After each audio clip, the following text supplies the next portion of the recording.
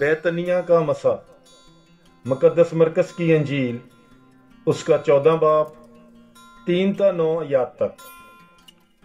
और जब वो बैतनिया में शमौन कोढ़ी के घर में था और खाना खाने बैठा हुआ था, तो एक औरत संगे मरमर के इत्रदान में जटामासी का बेशबहा खालस इत्र लाई और इत्रदान को तोड़कर उसके सर पर डाला।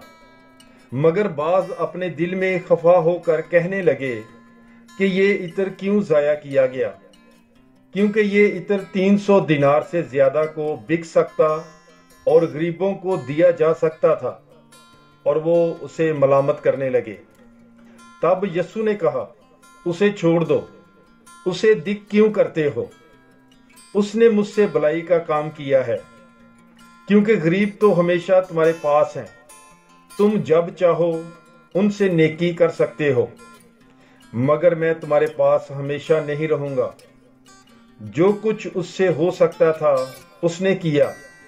उसने पहले ही से मेरे बदन को दफन के लिए इत्र मला है।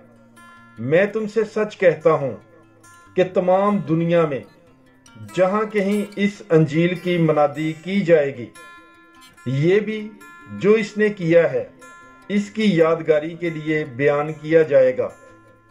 पाक कलाम के पढ़े और सुने जाने पर खुदावंद की बरकत हो, खुदा का शुक्र हो। God bless you. Bible is life.